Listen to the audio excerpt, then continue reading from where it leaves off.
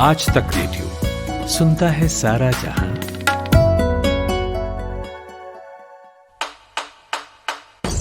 नायक और खलनायक, विद्वान और महारथी, कला के ऐसे सितारे जो अब भी आसमान में चमकते हैं, और ऐसी हस्तियां जो इतिहास में अमर है।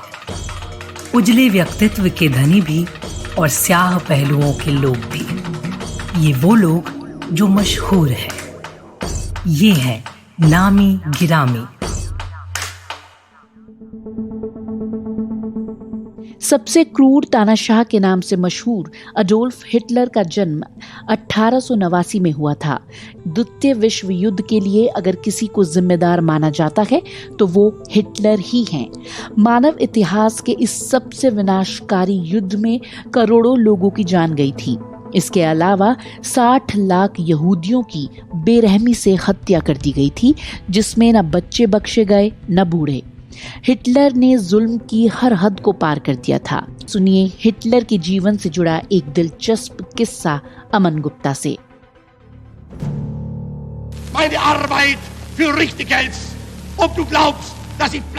ये आवाज है जर्मन तानाशाह एडोल्फ हिटलर की।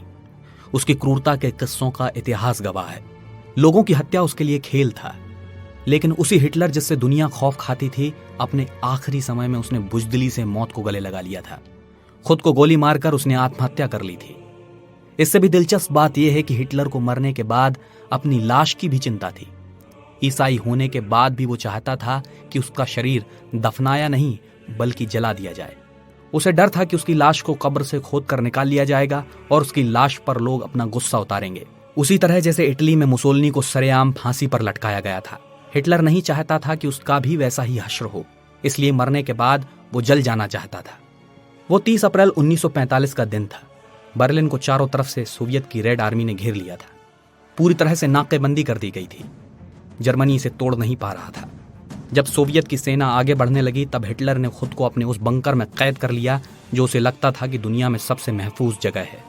फोन पर जर्मन सेना के एक अफसर जनरल कीटेल ने हिटलर को जानकारी दी कि सारा गोला बारूद खत्म हो चुका है और उसकी आखिरी कोशिश भी नाकाम रही है।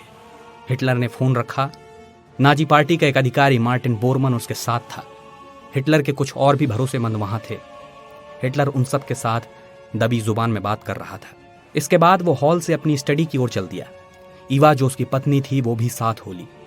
हिटलर के एक बॉडीगार्ड रोसस मिस्क भी उस समय उनके बंकर में मौजूद थे।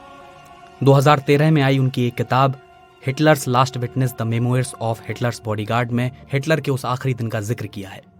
उसी में वे लिखते हैं कि बंकर में उस दिन हर कोई नर्वस था। सब घबराए हुए थे। किसी को नहीं पता था कि आगे क्या होगा। मैं टेलीफोन पर स्विच बोर्ड के पास ही बैठा था। तभी स्टडी रूम के अंदर से आवाज आई, कुछ शोर शराबा सा। बंकर में मौजूद बाकी लोगों ने कहा कि उन्हें कमरे के अंदर से गोली चलने की आवाज सुनाई दी है। दरवाजा खुला और हमने अंदर झांका। मेरी नजर सबसे पहले इवा पर पड़ी। वो बैठी हुई थी गहरे नीले रंग की ड्रेस में, उसके ऊपर सफेद झालरें। उसने अपने पैर मोड़कर घुटनों को सीने से चिपकाया हुआ था। उसका सिर हिटलर की तरफ झुका हुआ था। उसके जूते सोफे के नीचे पड़े थे, इवा के पास। एकदम नजदीक ही पड़ा था हिटलर। उसकी आंखें खुली हुई थी। वो घूर रहा था, माथा कुछ आगे की तरफ लुढ़का हुआ था। हिटलर जानता था कि यूं मर जाना लाख गुना बेहतर है, क्योंकि अगर वो जिंदा दुश्मनों के हाथ लग जाता तो शायद उसकी बहुत दुर्गति होती, मरना या घिसट घिसट कर मरना। हिटलर के सामने दो ही विकल्प थे, इसलिए उसने खुद के हाथों मरना मंजूर किया। अमन गुप्ता, आज तक रेडियो।